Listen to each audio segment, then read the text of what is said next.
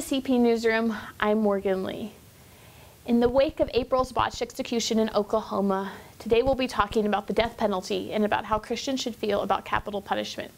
To do so, I'm joined by Gabriel Salguero. He's the president of the National Latino Evangelical Coalition. Gabe, thank you so much for joining me today. Great to be here, Morgan.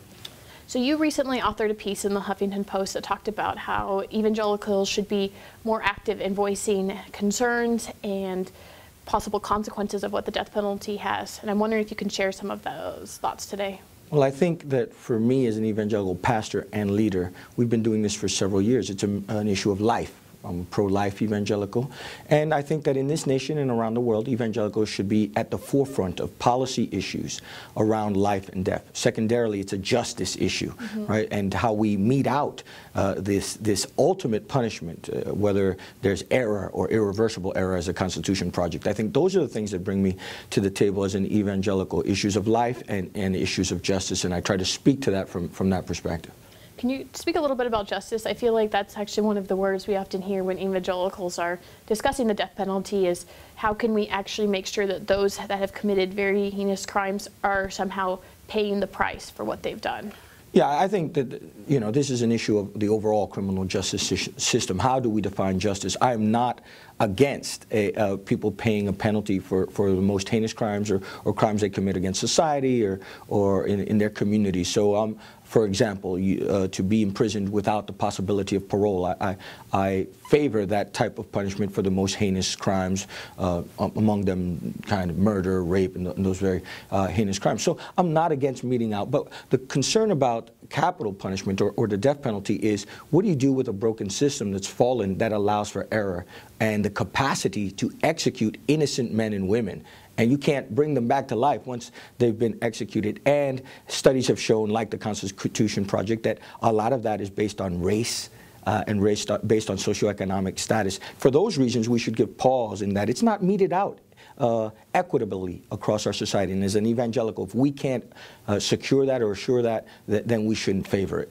Exactly, and so I think that some of the work that has been done has been to show that even though we would like to believe that we live in a blind justice system that doesn't take into account anything from wealth to one's racial background or who were the perpetrators of the crime or even to some degree what state they live in reality the situation is much more different on the ground. Yeah, that's right. And look, I think that one of the things that we also have to talk about is what about people with diminished capacity? There's been a history of executing people with diminished capacity who are probably the most vulnerable in our society. We have a real systemic problem. And as evangelicals, although we believe that the government has the right to execute judgment, Romans 13, Romans 12 tells us that we should not be conformed to the patterns of this world. And as you know, Jesus himself was killed by the state, and he was an innocent person. So, and St. Paul was a murderer, and he wasn't executed. And David was a murderer in the Bible, and Moses. So, while we do not condone murder, while we think there should be a meted out justice punishment, I think that the ultimate penalty, I think, should give us pause in such a fallen system based on race and economics.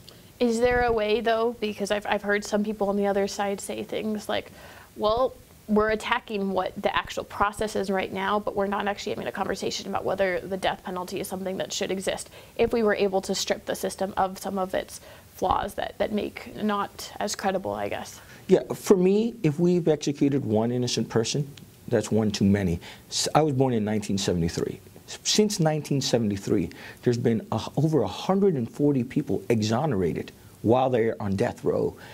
If that exculpatory evidence didn't show up, they've been on death row sometimes 18, 15, 2 decades, then they would have been executed. 140 innocent people. I think that should tell us, okay, we have a deeply flawed system. For me, we need to abolish it. But if we don't abolish it, I have friends who think we can improve it and should improve it. Then I understand that position. We should work on improving it. But my position has always been, as a pro-life evangelical who understands this is fundamentally a biased and prejudiced system based on economics, race, and sundry, even gender. We execute more men than women, right?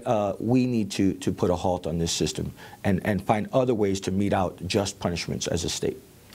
Well, speaking of just punishment, some of the other work that you do actually involves trying to reform a criminal justice system, which I think many would argue really has a disproportionate penalty or hurt on certain communities. Can you go more into some of the work that you're trying to do? Look, I think that I'm actually optimistic about this. There's strong evangelical support and strong bipartisan support, so it doesn't get politicized, on reforming the mass incarceration system, the penal system, because the National Latino Evangelical Coalition, just endorsed a fair sentencing law in California and in other states, and we supported it in the state, which is sometimes if you're using crack cocaine, right, or you're using just plain cocaine, they're both cocaine, you'll get a heavier penalty if you use one over the other. Many more years, right? So there is a discriminate process where we're sentencing, particularly people of color and in urban communities, but not uniquely urban communities, but definitely economically disadvantaged communities, to larger sentences. And because we have this problem, Michelle Alexander writes in her book about mass incarceration, the new Jim Crow, we really need to look closely at sentencing, at the criminal justice system, and at our detention system. It was really great for you to come in here and talk with us about these issues today. Thank you so much, Gabe. Thank you so much.